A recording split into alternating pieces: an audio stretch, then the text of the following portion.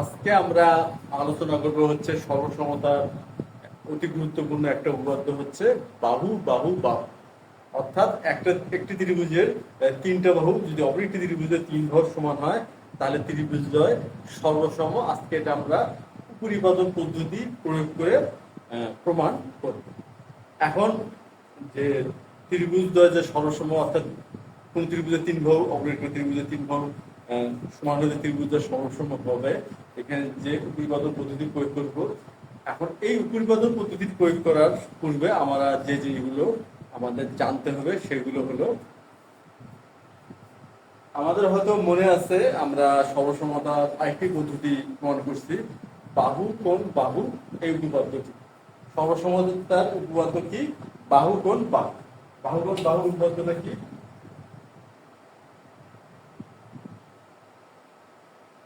যদি কোন ত্রিভুজের দ্বয় বা দুটি ত্রিভুজের মধ্যে বাহু সমান বাহু এবং এই বাহুতে অন্তর্ভুক্ত কোণ আর বাহুতে অন্তর্ভুক্ত কোণ সমান হয়, ত্রিভুজদ্বয় কি হবে? সর্বসম হবে।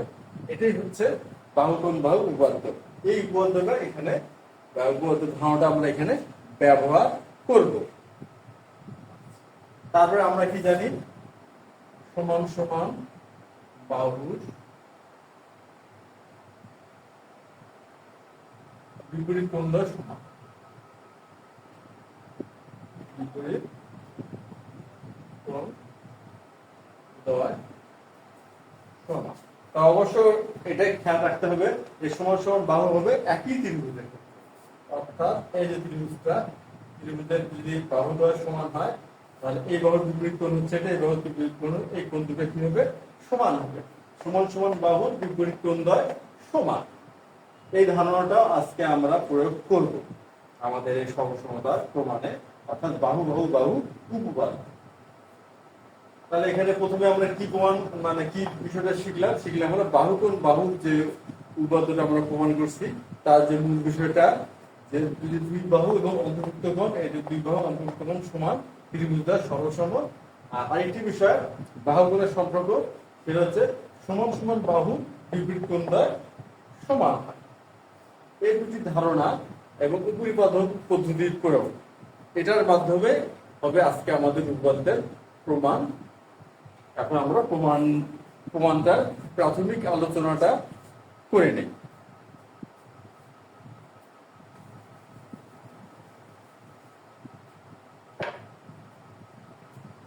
অর্থাৎ সাধারণ নির্বাচন।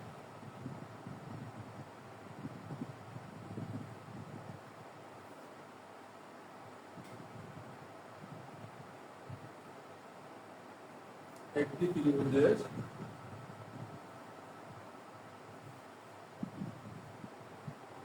তিন বাহু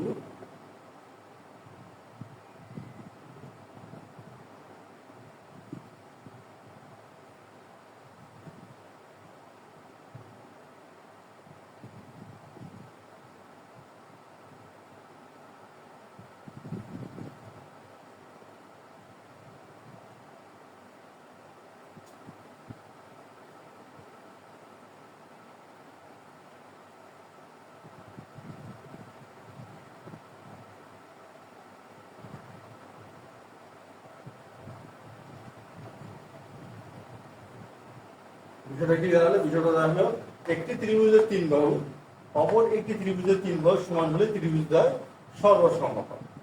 অর্থাৎ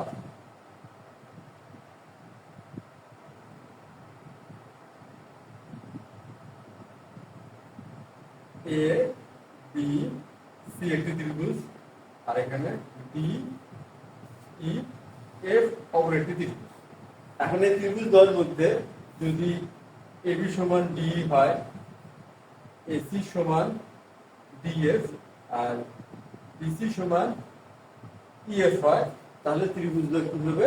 সর্বসম হবে। এই প্রমাণটাই আজকে আমরা করব। তাহলে বিষয় নির্বাচনটা কি হবে?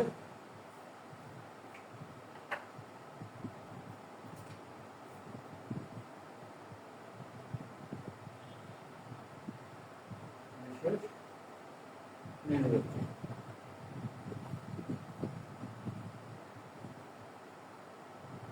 মনে করি এবিসি ও ত্রিভুজ ডিই এফ এ, এবি সমান ডিই, তারপর হচ্ছে এসি সমান ডিএফ, আর বিসি সমান ইএফ হলে প্রমাণ করতে হবে যে ত্রিভুজ এবিসি সমান ত্রিভুজ ডিইএফ। আমরা ত্রিভুজ এবিসি কি হবে? ত্রিভুজ ডিইএফ এর সর্বসম। তখন সর্বসম হবে যদি ত্রিভুজ এবিসি এর 3 বাহু আর ত্রিভুজ ডিইএফ এর 3 বাহু সমান হয়, তবে ত্রিভুজদ্বয় হবে সর্বসম। হ্যাঁ, এখানে আমাদের এই প্রমাণটা করতে গেলে অঙ্কন করতে হবে। তবে অঙ্কন করার আগে আমরা কি করব? উপরিবাদক পদ্ধতি প্রয়োগের মাধ্যমে ত্রিভুজ এবিসি কে ত্রিভুজ ডিইএফ এর উপর স্থাপন করব। এখন স্থাপনটা কিভাবে করব সেটা আমরা দেখে নিই। এখানে আমরা কি করব? ত্রিভুজ এবিসি কে ত্রিভুজ ডিইএফ এর উপর এমনভাবে স্থাপন করি। আচ্ছা, এখন আমরা প্রমাণে চলে আসি। আমাদের প্রমাণের ভিতরে অঙ্কনের বিষয়টা চলে আসে। কি করবো? ত্রিভুজ ডি এবিসি কে ত্রিভুজ ডিইএফ এর উপরে স্থাপন করব। আচ্ছা, এখন ত্রিভুজ এবিসি কে ত্রিভুজ ডিইএফ এর উপর এমন ভাবে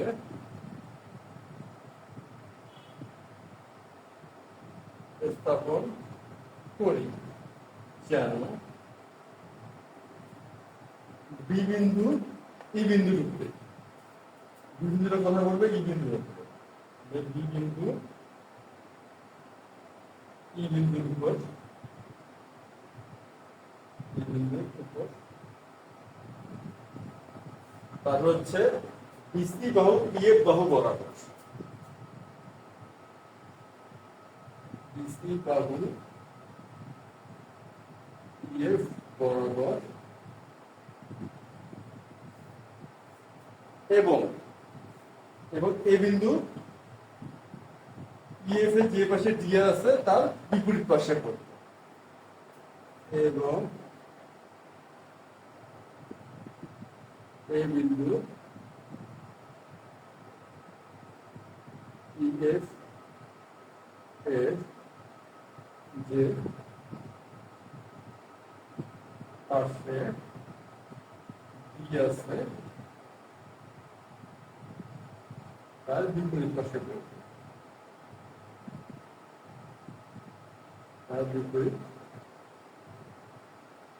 পাশে করব। এখন আমরা ত্রিভুজ এবিসি কে ত্রিভুজ ডিইএফ এর উপর স্থাপন করার চেষ্টা করি। ধরে নিচ্ছি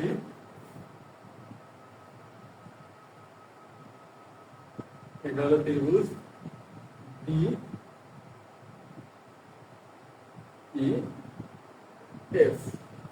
এখন ত্রিভুজ ডিইএফ এর উপরে আমরা কি করব? ত্রিভুজ এবিসি কে স্থাপন করব। মানে স্থাপনটা কি করব? কিভাবে? বি বিন্দু যেন ই বিন্দুর উপরে বিসি বাহু ইএফ বাহু বরাবর, আর এই বিন্দুটা কি করবে? যে পাশে ডি আছে তার বিপরীত পাশে। তার সুতরাং চিত্রটা হবে এরকম।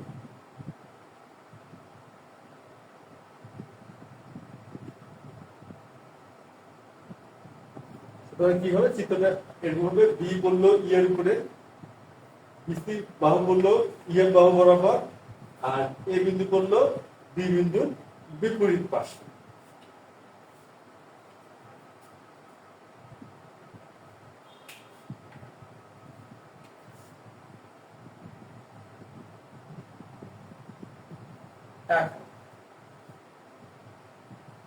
বিসি সমান ইএফ বলে সি বিন্দু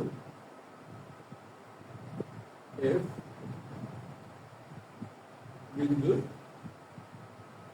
উপর পড়বে। এখন ব্যাপারটা কি দাঁড়ালো? বি বিন্দুতে এই বিন্দুর উপর পড়বে, আর বিসি সমান ইএফ। যেহেতু বি যদি ই এর উপর পড়ে আর সি যদি এফ এর সমান, মানে বিসি যদি ই এফ এর সমান হয়, তাহলে সি বিন্দু অবশ্যই এই বিন্দুর উপর পড়বে। তাহলে ই বিন্দুর উপর পড়লো হচ্ছে বি বিন্দু, আর এ বিন্দুর উপর হলো সি বিন্দু, আর এ বিন্দু পড়ছে ডি বিন্দুর বিপরীত পাশে। এখন মনে করি জি বিন্দু হলো, ধরে এই বিন্দুটা জি, জি হলো এর নতুন অবস্থা, নতুন অবস্থা, এর নতুন অবস্থান। তা সুতরাং আমরা কি বলতে পারি? সুতরাং বলা যায় ত্রিভুজ জিইএফ হলো ত্রিভুজ এবিসি এর নতুন অবস্থা। তাহলে ত্রিভুজ ইএফজি কি হবে? ত্রিভুজ এবিসি এর নতুন অবস্থা হবে, অর্থাৎ ত্রিভুজ এবিসিটাই হচ্ছে ইএফজি। সুতরাং ইজি হবে এবি এর সমান, আর এফজি এফজি হবে হচ্ছে এসি এর সমান। তাহলে অতএব এবি সমান হচ্ছে ইজি এবং এসি সমান হবে এফজি। এখন আমরা জানি যেহেতু এবি সমান ডি, আর তাহলে কি হচ্ছে এবি সমান হলো ইজি আর এবি সমান হলো ডি, তাহলে কি আমরা বলতে পারবো? অর্থাৎ ইজি সমান ডি, আর এখানে হচ্ছে এসি সমান হলো এফজি, এসি সমান এফজি। আর আমরা জানি যে এসি সমান হলো ডিএফ, এসি সমান ডিএফ। অতএব আমরা বলতে পারি এফজি সমান ডিএফ। তাহলে আমরা কি বলতে পারবো? এফজি আর ডিএফ সমান, আর এখানে ইজি আর ডিই সমান। তাহলে ইজি সমান ডি আর এফজি সমান ডিএফ। এখন যদি আমরা বিজি যোগ করি, এখন বিজি যোগ করি, আমরা কি করবো? বি এবং জি যোগ করি। যোগ করাতে কি হলো? যোগ করাতে এটা হলো যে এখানে আমরা একটা ত্রিভুজ পেলাম ডিইজি আর ত্রিভুজ ডিএফজি। আমরা কি পেলাম? দুটো ত্রিভুজ পেলাম। এখন ডিইজি তে কি হলো? ডিই সমান ইজি হলো, আর ডিএফজি তে কি হলো? ডিএফ সমান এফজি হলো। আমরা এই যোগ করব।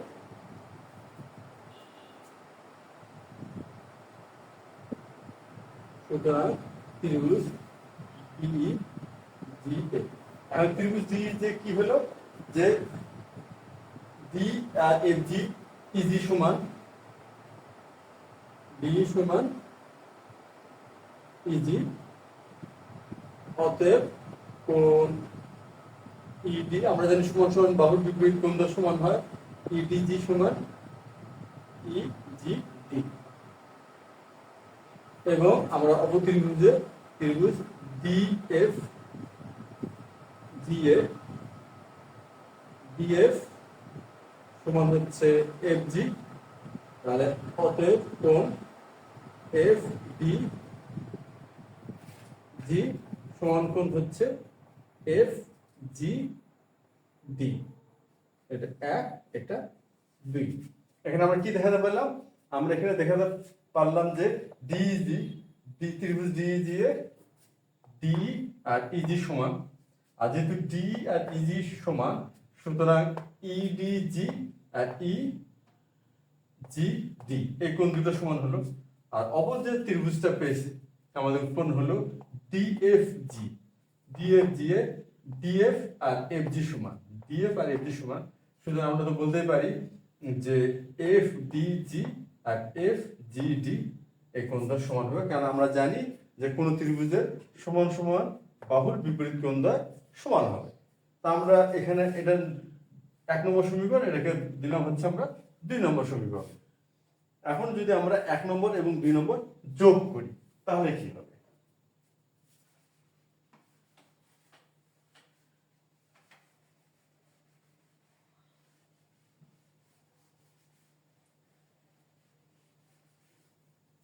এখন আমরা কি করবো? 1 আর 2 যোগ করব।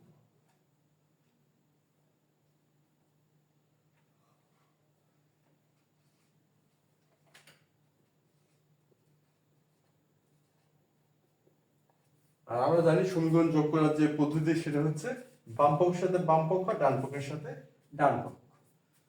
কোণ ইডি জি যোগ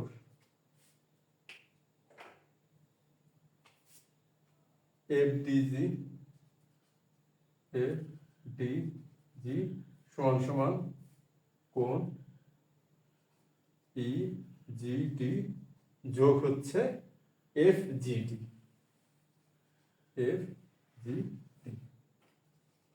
বা এখন আমরা দেখি যে ইডিজি আর এফডিজি যোগ করলে পাওয়া যাচ্ছে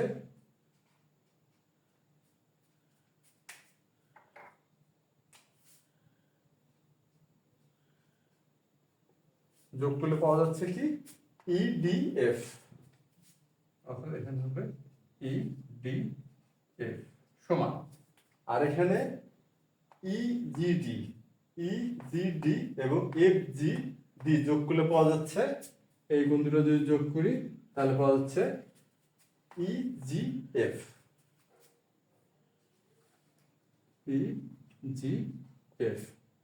আমরা এটা সমান দেখাতে পারবো। আচ্ছা, এখন আমরা কি দেখালাম যে এই কোণটা আর এই কোণটা কি সমান। আর আমরা তো আগে থেকে জানি যে এই আমাদের ইজিএফ হচ্ছে ত্রিভুজ এবিসির একটা নতুন অবস্থান। তাই যদি হয়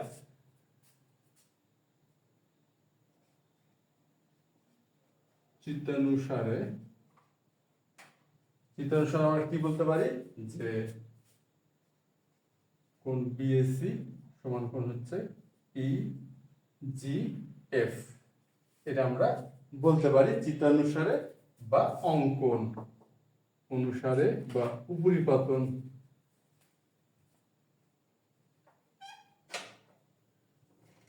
অনুসারে। কারণ আমরা যেভাবে পরিবর্তন করছি সেই হিসাবে কোণ ত্রিভুজ এবিসি এর নতুন অবস্থান হচ্ছে ইজিএফ, অর্থাৎ কোণ এটাই হচ্ছে কোণ জি।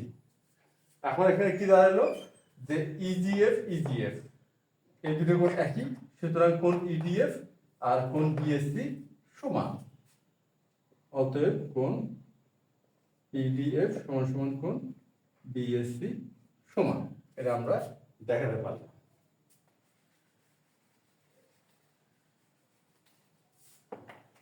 আমাদের প্রমাণ কি হয়ে গেল যে কোণ এ এবং কোণ ডি হচ্ছে সমান। এখন ত্রিভুজ এবিসি ও ত্রিভুজ ইডি এফ এ, আমরা জানি এবি আর ডি সমান, এবি সমান ডিই। তারপর এসি আর ডিএফ সমান, এটা আমরা প্রশ্ন হিসেবেই জানি যে এসি আর ডিএফ সমান, তা দুই বাহু সমান হলো। এবং অন্তর্ভুক্ত কোণ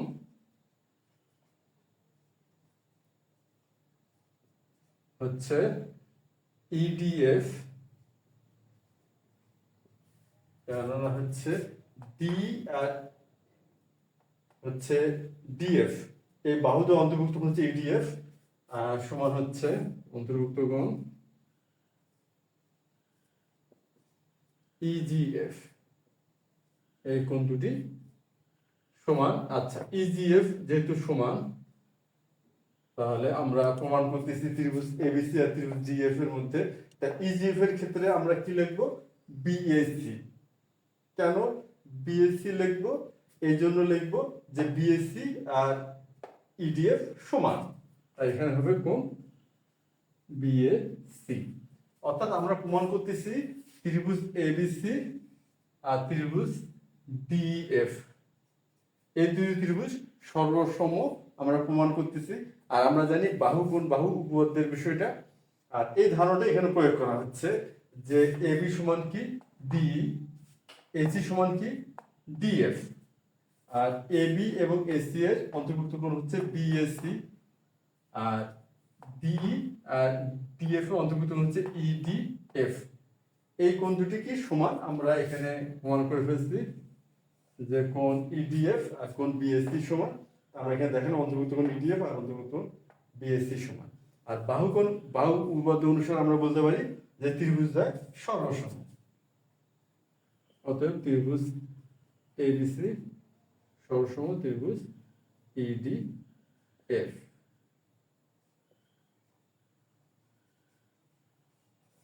তাহলে ব্যাপারটা কি দাঁড়ালো? ব্যাপারটা দাঁড়ালো এটাই যে উপরিপাতন পদ্ধতি প্রয়োগের মাধ্যমে বাহুকোণ বাহু উপপাদ্যের সাহায্যে আমরা বাহু বাহু বাহু এই সর্বসমতার উপপাদ্যটা প্রমাণ করলাম। তো আজ এই পর্যন্তই। পরবর্তী প্রমাণের ক্লাসে তোমরা অ্যাটেন্ড করবা এই আমন্ত্রণ জানিয়ে আজকে এখানে।